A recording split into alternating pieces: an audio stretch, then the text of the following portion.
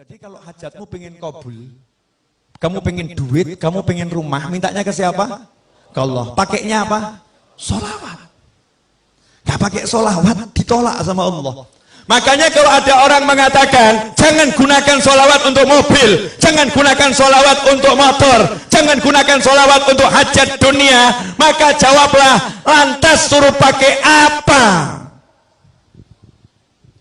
Kalau nggak pakai minta sama Allah, suruh pakai duit, suruh pakai kerja, suruh pakai usaha, suruh mengandalkan ikhtiarnya, melupakan Tuhannya. Ajaran siapa ini? Ini bukan ajaran Nabi Muhammad SAW.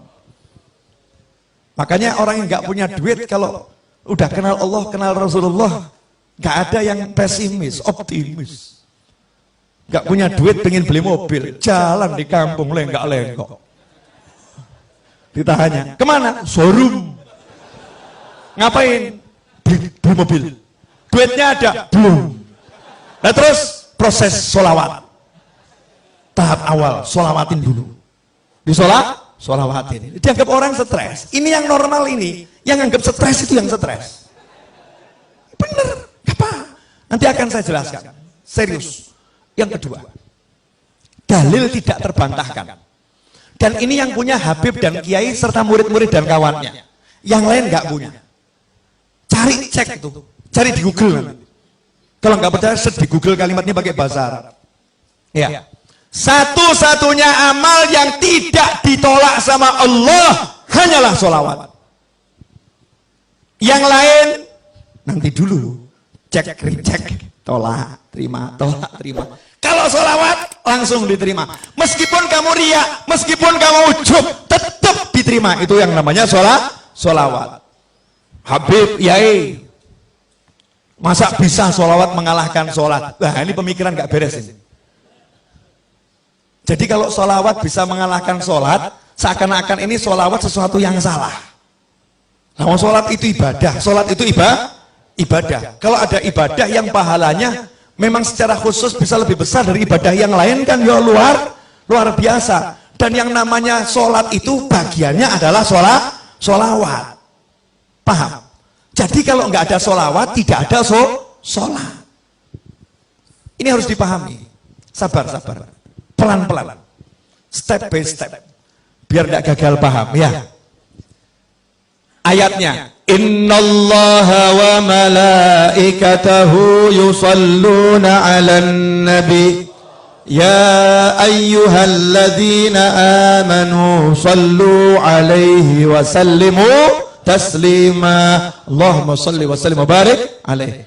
Setiap mau mulai maulid dibaca enggak ini? Dibaca kan? Ayat ini dibaca. Coba diterjemahkan. Inna, sesungguhnya, innallaha, Allah bersolawat kepada Nabi, wa malaikatahu, dan malaikat-malaikat Allah bersolawat kepada Nabi. Hai orang-orang yang beriman. Siapa yang manggil? Allah. Allah manggil siapa? Alladzina amanu. Siapa yang beriman? Anda beriman, saya beriman, kita beriman. Kita dipanggil oleh Allah Subhanahu wa ta'ala. Ya ayyuhalladzina amanu sallu alaihi wa sallimu taslima. Allahumma salli wa sallim alaihi. Hei orang-orang beriman, kalian semua tanpa terkecuali sholawat dan salam kepada Nabi yang banyak dan yang baik. Betul? Ayat ini turun kepada sahabat. Sahabat orang yang paling paham bahasa Arab.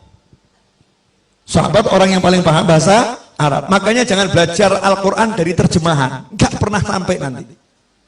Belajar Al-Quran dari ulama. Gak bisa dari terjemahan.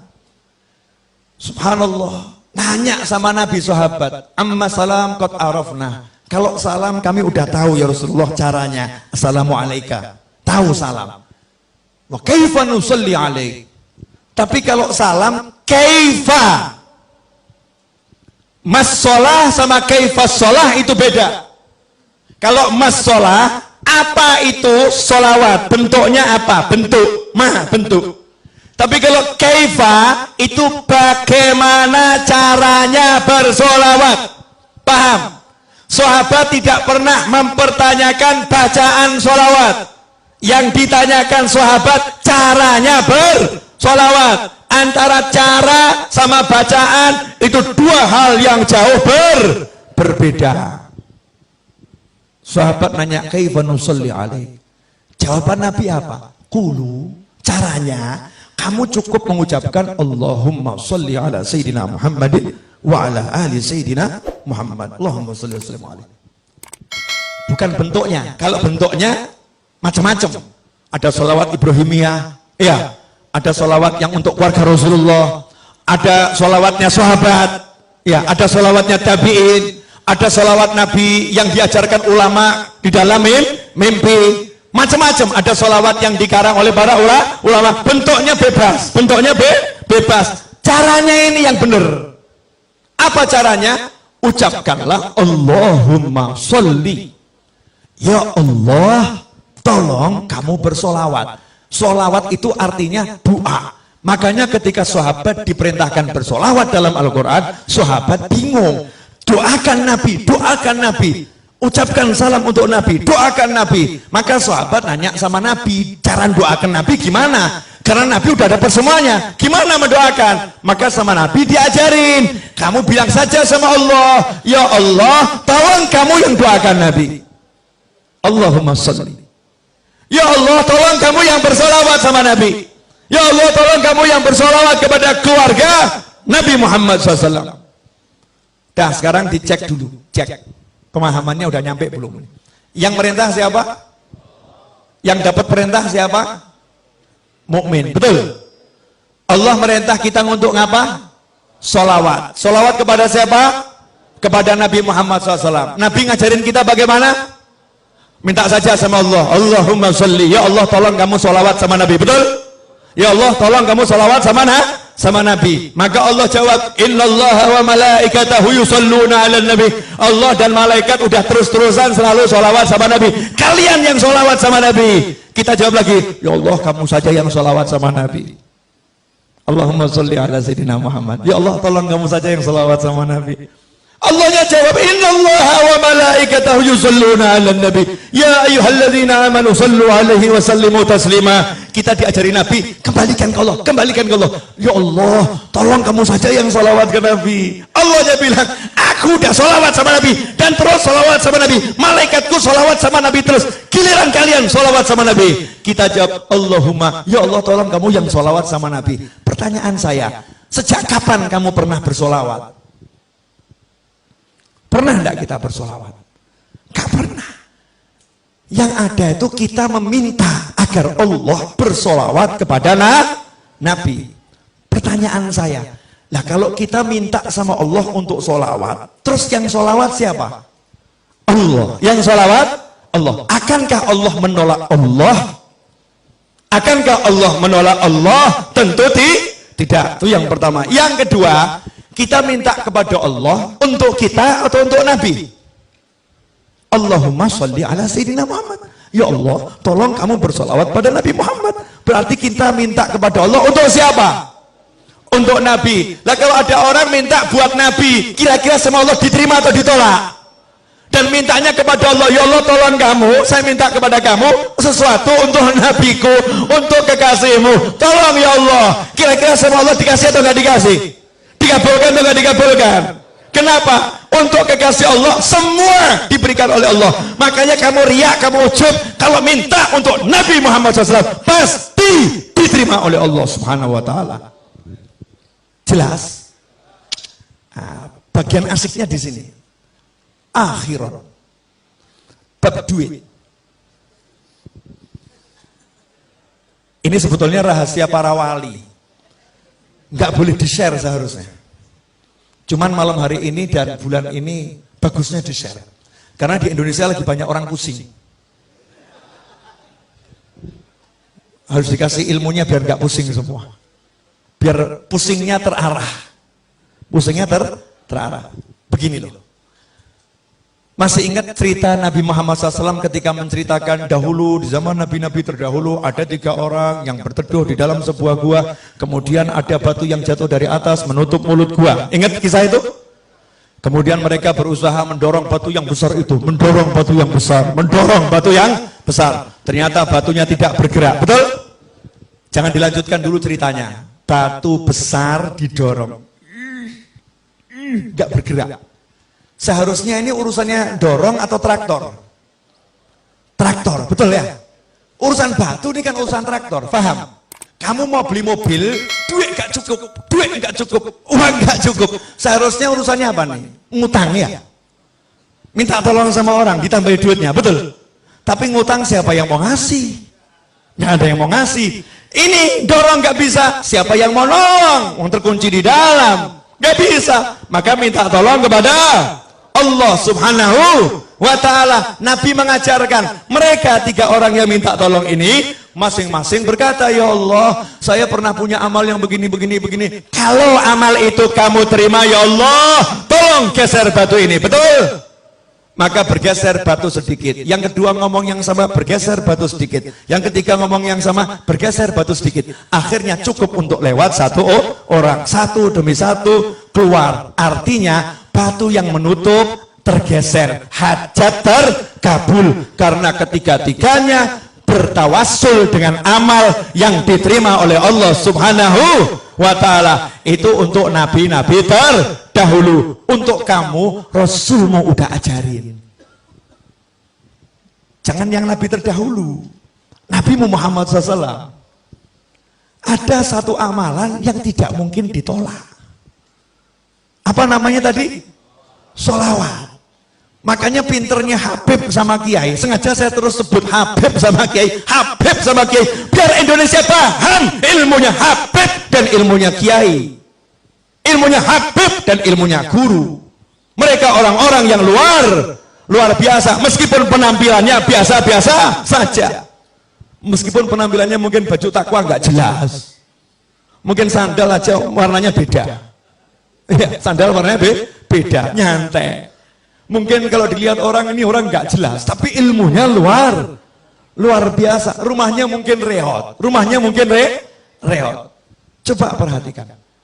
Habib sama Kiai dari zaman dahulu kala ngajarin, kamu kalau punya hajat baca nariyah 4.444 kali. Selesai nariyah bilang, ya Allah berkat sholawat nariyah kabulkan hajat saya, betul? Kamu kalau punya hajat baca maulid simtuduror, barzanji, burda, dibak dan sejenisnya. Selesai maulid bilang berkat maulid ini ya Allah kabulkan hajat saya, betul? Kamu kalau punya hajat diajari Habib Kiai baca munjiah 1000 kali, sholawat A sekian kali, sholawat B sekian kali. Selesai bilang sama Allah, ya Allah berkat sholawat yang aku baca tadi kabulkan hajat saya, betul? Pertanyaan saya, ajaran Habib sama Kiai ini berasal dari mana? Dari ajaran langsung Nabi Muhammad Sallallahu Alaihi Wasallam. Amal yang tidak ditolak. Dan buat kita amal yang tidak ditolak adalah sholawat. Makanya kalau kamu pengen beli mobil, baca nariyah 4.444 kali. Tapi jangan diwakilkan. Kalau kamu wakilkan, yang qabul yang mewakili. Karena judulnya ini mau tawasul dengan mujahadahmu, dengan usahamu. Gantinya dorong batu tadi loh, usahanya duduk di kamar. Nanti kamu masuk kamar bilang sama istri, dek saya mau beli rumah dulu ya, jangan diganggu 5 jam, siapkan kopi, teh dan makanan. Kunci kamarnya jangan diganggu, kholwat 5 jam, nariyah, munjiah. Anaknya ditanya sama ibunya, nanya sama ibu, ayah mana? Beli mobil. Di mana? Di kamar. Masya Allah. Keluar dari kamar ya, ayahnya ada tamu, terus anaknya cerita, ayah tadi beli mobil. Oh iya benar, di mana? Di kamar. Masya Allah. Tamunya nanya, iya betul, iya. Gimana caranya? Nariyah 4.444 kali. Hasilnya sebentar lagi saya harus keluar dulu. Hasilnya sebentar lagi saya harus keluar dulu. Baru dia keluar, jalan ke pasar, jalan cari obyekan, jalan dia bergerak. Nanti itu sholawatnya akan bekerja. Sholawatnya akan bekerja. Loh, kalau Nabi yang terdahulu saja umatnya di dalam gua nggak ngapa-ngapain, diem saja, gerak sendiri. Lah kamu udah pakai sholawat, masih pakai kerja, nggak kabul ya nggak mungkin. Mana imanmu? Mana yakinmu? Mana percayamu? Jangan percaya dengan fata morgana. Pekerjaan itu fata morgana, perencanaan itu fata morgana, ajaran nabimu itu nyata, saudara-saudara. Allahumma shalli alaihi. Jelas. Masing-masing buat rencana kelihatannya. Mulai pulang mau sholawat.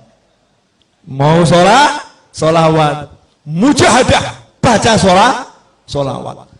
Ini kalau semua ngamalin sampai nanti sudah terwujud, komisi nggak nyampe Solo, awas. Namanya guru tuh harus dapat komisi, yang ngajarin kan ya. Perdagangan kan begitu kan ya. Yang ngajari kan dapat apa itu, hak cipta ya. Royalti. Nah, royalti nggak usah banyak-banyak, udah 10%. Royalti 10%. Ikhwani rahimakumullah. Jelas yang saya sampaikan? Jelas? Sekarang hidup ringan atau berat? Ringan ya? Gak usah repot, kita punya Nabi Muhammad sallallahu alaihi wasallam. Ada yang masih ngeyel, mungkin nonton orangnya. Sebentar. Masih belum puas. Oke, satu lagi. Yang di rumah tuh masih belum puas dalilnya. Wa may yattaqillaha yaj'al lahu makhrajan wa yarzuqhu min haitsu la yahtasib. Siapa takwa kepada Allah, Allah akan selalu memberikan solusi untuk masalahnya, apapun itu masalahnya. Wa yarzuqhu min haitsu la yahtasib, dan Allah akan selalu memberinya surprise rezeki. Rezekinya surprise, rezekinya kejutan, tidak bisa difikir dari mana datangnya. Tuh muncul. Itu namanya min haitsu la yahtasib. Bahasa kerennya surprise. Itu kerennya. Rezekinya surprise. Ayatnya itu. Lihat asbabun nuzulnya. Asbabun nuzulnya tentang suami istri yang anaknya tertawan oleh musuh. Terus suami istri ini menghadap Nabi Muhammad SAW. Terus ngomong sama Nabi, anak saya ditawan musuh. Apakah Nabi kirim pasukan untuk membebaskannya? Apakah Nabi mengatakan, satu sahabatku nyawanya seperti nyawa seluruh umatku, maka akan kukerahkan seluruh pasukan untuk bebaskan anakmu? Apakah seperti itu? Enggak. Nabi mengajari, pulanglah kamu ke rumah, ajak istrimu, bacalah haula wala quwata illa billah. Maka sang suami pulang ke rumah. Sampai di rumah istrinya dikasih tahu. Apa jawaban istri yang solihah? Masya Allah, petunjuk yang luar biasa. Ini anaknya ditawan. Nabi nggak kirim pasukan. Nabi nggak kirim pasukan khusus. Nabi tidak buat perencanaan untuk pembebasan secara zahir. Tapi Nabi ngajari, ucap la haula wala quwata illa billah. Istri ini mengatakan, ini cara yang paling hebat. Ini petunjuk yang luar biasa. Sekarang suami pergi ke tempat kiai, pergi ke tempat habib, penuh dengan yang namanya masalah, kemudian diajarin Kiai Habib, baca Simtudurar di rumahmu setiap malam Jumat, akan selesai masalahmu. Pulang ke rumah, ngomong sama istri, istrinya menjawab, maulid lagi, urusannya duit kok suruh baca maulid, urusannya utang nggak selesai kok suruh baca maulid. Na'udzubillah, amin. Mana perencanaanmu? Mana strategimu? Rasulullah enggak membuat strategi, sahabatnya tidak suruh membuat strategi, suruh duduk zikir kepada Ilahi Rabbi. Hasilnya subuh, ketok pintu rumah, anaknya datang, assalamualaikum, rangkulan nangis. Anaknya datang bawa kambing sejumlah lembah itu ya, lembah. Di riwayat yang lain kuda sebanyak itu, masya Allah. Maka sang ayah ini langsung ngadep ke Rasulullah SAW. Ya Rasulullah, anak saya udah pulang, selamat, bahkan bawa rampasan perang. Ternyata anaknya ketika ditawan, yang nawan dibuat tidur sama Allah. Kemudian anaknya bisa melepaskan ikatannya. Anaknya kemudian melarikan diri, dan ternyata kambingnya saat itu dan atau kudanya saat itu semua ikut sama anak tersebut ke Madinah Nabi Muhammad SAW. Sehingga sampai depan pintu, orang tuanya bahagia, anaknya bahagia, kambingnya juga bahagia. Kambingnya hijrah dari tangan orang kafir ke tangan muslimin. Apa kata Nabi? Muncullah itu turun ayat, wa may yattaqillaha yaj'al lahu makhrajan wa yarzuqhu min haitsu la yahtasib. Makanya kalau kamu pengen solusi, kamu pengen rezeki, jalannya takwa. Dan salah satu jalan takwa yang terbaik adalah sholawat pada Nabi Muhammad sallallahu alaihi wasallam. Makanya kalau ada orang mengatakan jangan jadikan sholawat untuk cari dunia, orang ini tidak paham ilmunya Allah dan Nabi Muhammad SAW. Justru kalau kamu butuh dunia, pakailah akhiratmu. pakailah Allahmu. Itu namanya orang yang mengandalkan Allah Subhanahu wa ta'ala. Jelas semuanya? Alhamdulillah, teriak-teriak udah selesai.